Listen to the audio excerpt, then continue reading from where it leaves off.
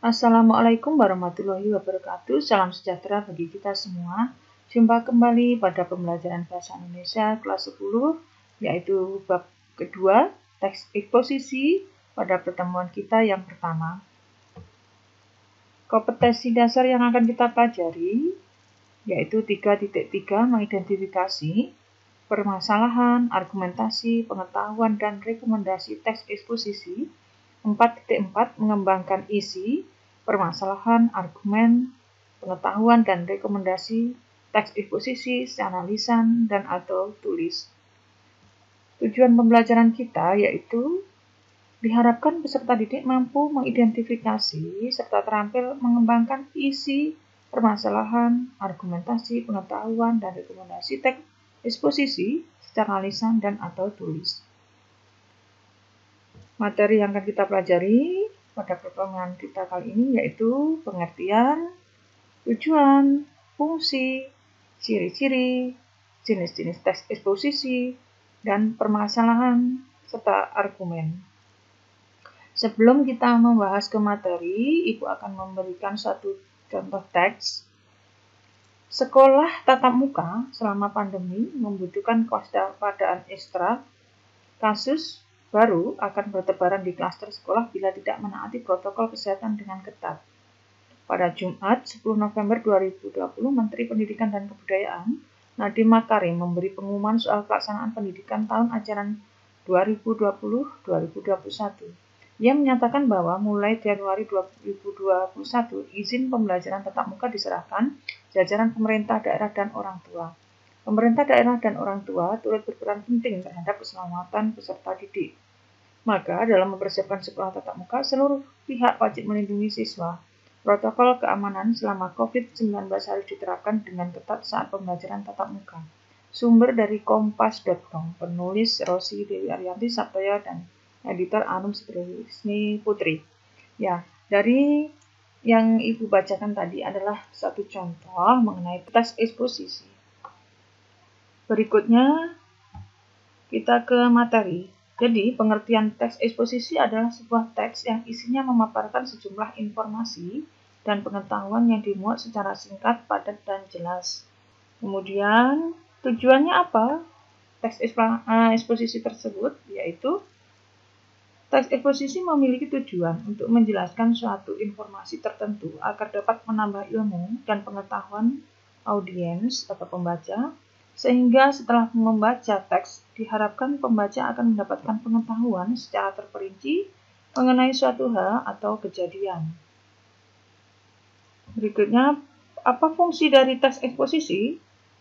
Fungsi teks eksposisi yaitu untuk menyampaikan, menerangkan, mengungkapkan, atau menguraikan suatu gagasan berupa pokok-pokok pikiran mengenai suatu topik yang sifatnya itu non-fiksi dengan dasar argumentasi yang kuat. Berikutnya, ciri-ciri dari teks eksposisi adalah yang pertama, teks eksposisi menjelaskan tentang informasi dan pengetahuan. 2. Teks eksposisi mengandung gaya informasi yang bersifat mengajak. Yang ketiga, biasanya menjawab pertanyaan tentang 5W+1H, yaitu apa, siapa, kapan, di mana, mengapa, dan bagaimana. 4. Berusaha menjelaskan tentang suatu hal. 5. Gaya penulisan bersifat informatif. 6. Fakta digunakan sebagai alat kontribusi. 7. Bersifat singkat, padat, tepat, dan akurat. 8. Fakta yang dipakai agar informasinya disampaikan bersifat konkret dan dijadikan alat untuk kontribusi. Dan 10. Tidak bersifat memihak pada siapapun. Artinya tidak memaksakan kemauan penulis kepada pembaca. Ya, berikutnya tentang jenis-jenis teks eksposisi. Ada berbagai macam jenis teks eksposisi. Yang pertama, eksposisi ilustrasi, yaitu teks eksposisi yang menggunakan penggambaran secara sederhana atau bentuk konkret dari suatu ide.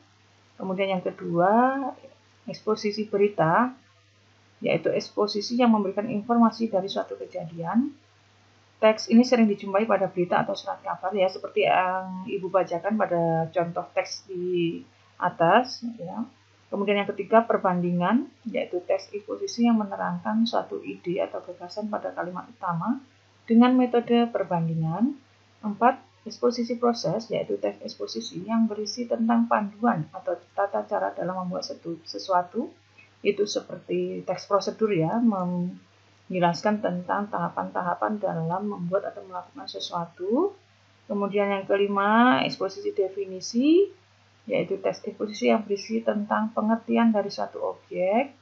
Yang keenam, eksposisi pertentangan, yaitu teks eksposisi yang berisi mengenai pertentangan antara suatu objek dengan objek yang lain. Yang ketujuh, eksposisi analisis, yaitu teks eksposisi yang berisi tentang suatu proses dalam memisahkan suatu masalah dari suatu gagasan utama menjadi beberapa subbagian yang kemudian dibuat pengembangannya secara berurutan.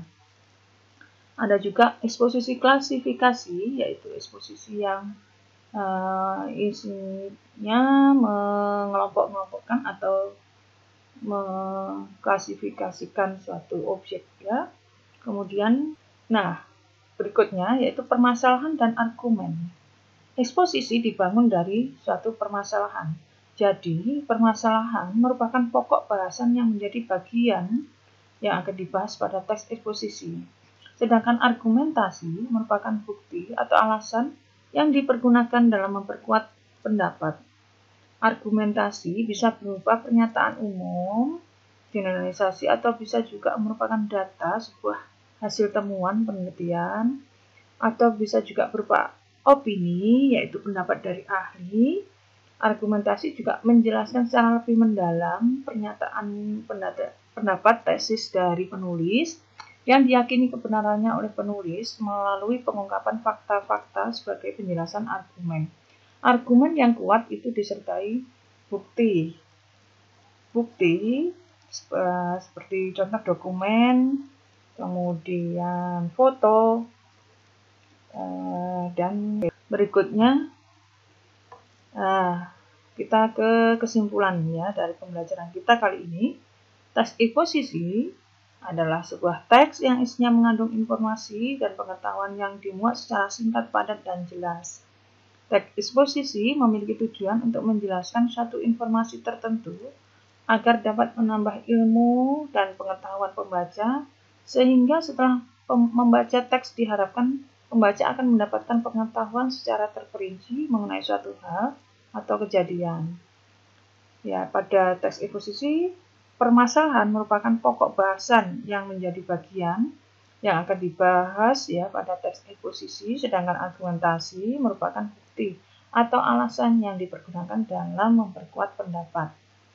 Ya, kemudian dari pembahasan kita kali ini, Ibu memberikan penugasan baca teks eksposisi yang terdapat pada modul pembelajaran halaman 13, kemudian temukan permasalahan dan argumen, lalu isikan ke dalam sebuah tabel. Mungkin sampai di sini dulu pertemuan kita kali ini. Kurang lebihnya Ibu mohon maaf. Ibu akhiri sekian dan terima kasih. Wassalamualaikum warahmatullahi wabarakatuh.